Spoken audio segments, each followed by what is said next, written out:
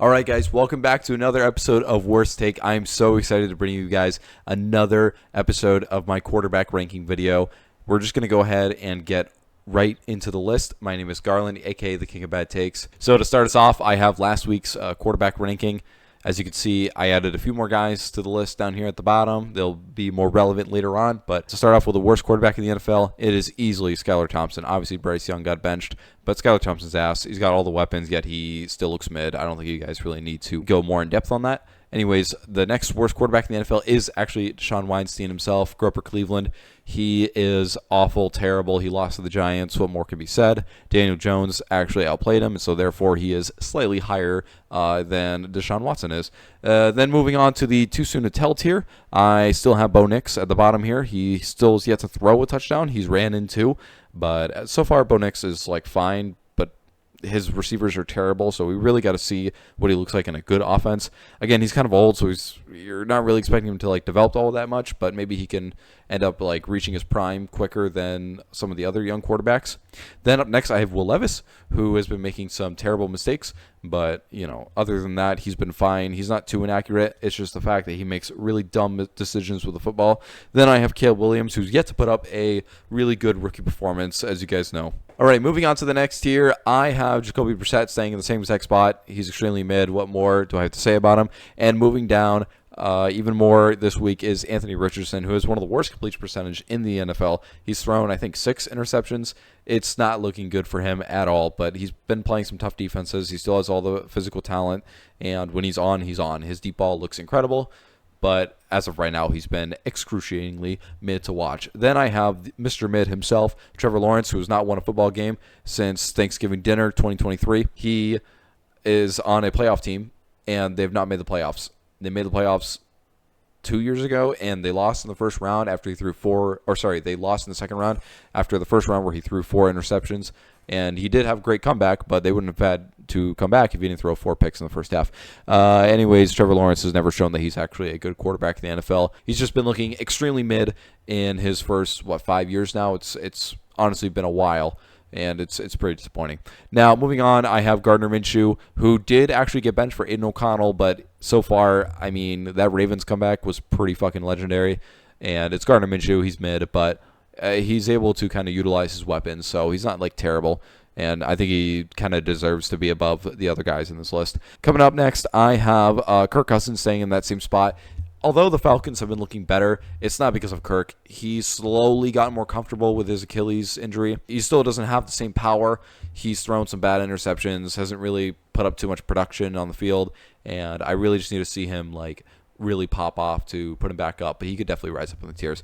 And then moving on, I have Mr. Malik Willis going up to the extremely mid tier, and Malik actually has been looking fine. Like, his running ability is very good, and he's been accurate, and he's not turned the ball over. So that's like everything you could ask for, but at the same time, he's like Jacoby Brissett. Like, he's not going to win you the game. He's almost exactly like Jacoby Brissett, except that he's got a great running ability that can actually give him like a competitive edge over pretty much every single other quarterback below him.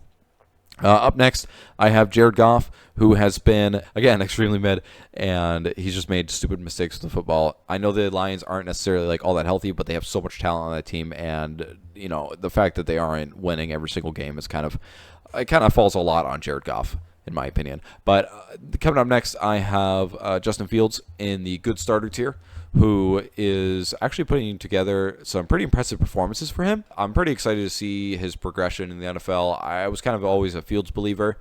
Even though he was not looking too great on the Bears, I kind of thought with a better team he'd be looking better, and lo and behold, here we are.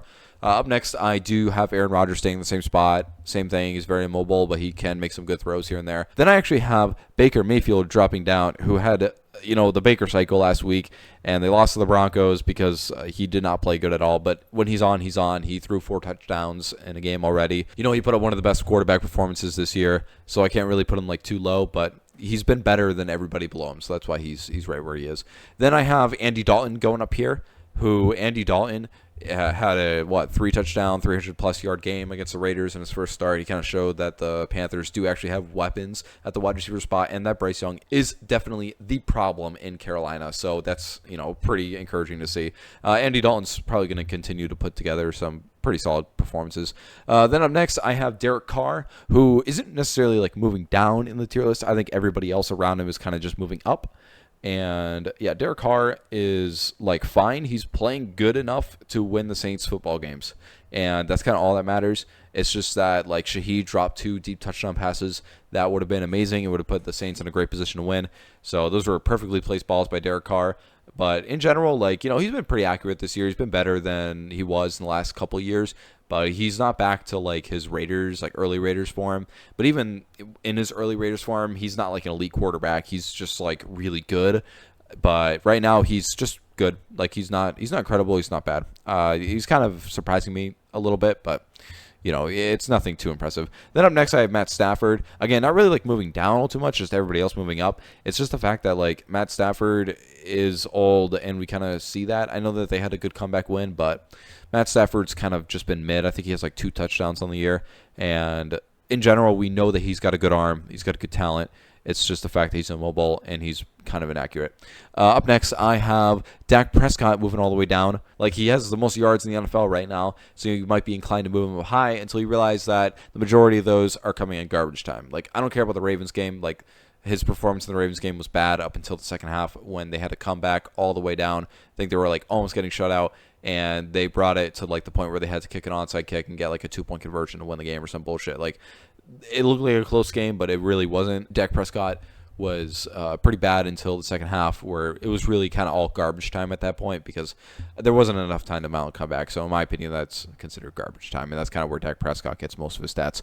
Up next, I have Geno Smith, who is actually looking pretty solid. The Seahawks are 3-0, and that's in large part due to Geno's play on the field. His finds to DK Metcalf and Tyler Lockett are still very good. He's very accurate. He definitely can throw the ball down the field, and I'm excited to see another season of good Geno.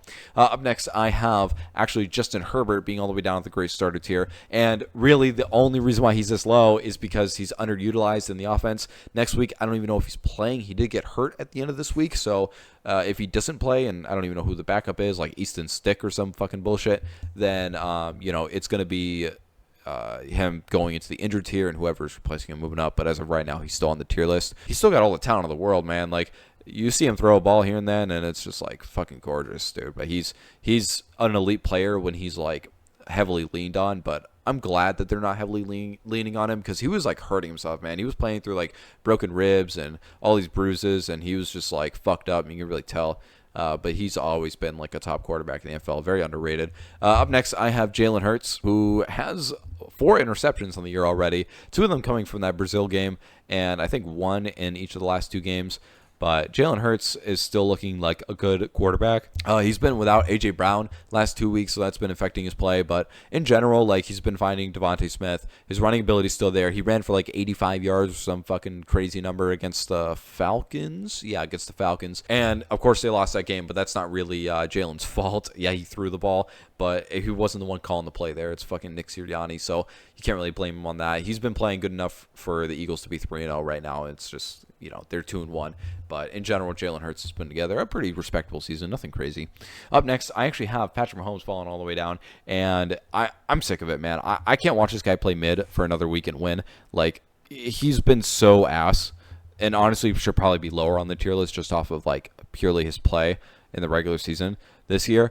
But like, you got to take consideration it's Patrick Mahomes. It's, again, the only reason why I have him this high. Like, realistically, he should probably be below, like, Derek Carr or even Andy Dalton. Like, he's not playing great. Even Baker's probably having a better season than this motherfucker. Like, Patrick Mahomes, like, he literally is just missing people. He's just missing. I don't understand. He's not playing legit. He's not playing to win. And in my opinion, I can't award you for that. It's not good play. It's not good football to watch. It's fucking boring and it's bad. Up next, I have Jaden Daniels, who is absolutely insane. I mean, what the fuck did I just watch against Cincinnati? Like, that is the best rookie game I've ever seen in my life. Like, I thought about it I think it's better than the CJ Stroud game. I think it's better than any game RG3 put up. Any game, fucking, I don't even know who else had a crazy game. Cam Newton, Andrew Luck. Like, this is the best rookie game I've ever seen.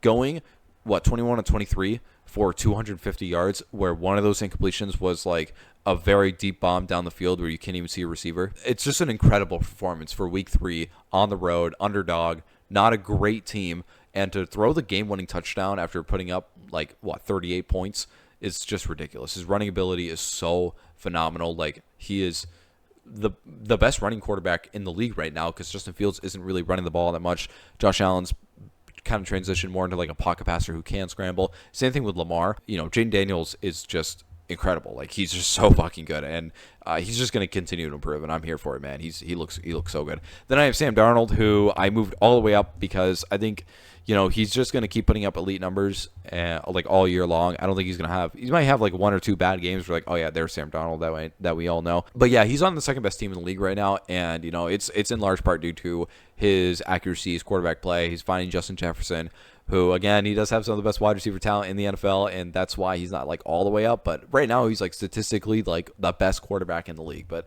I have to see it more in order for me to like move him up more.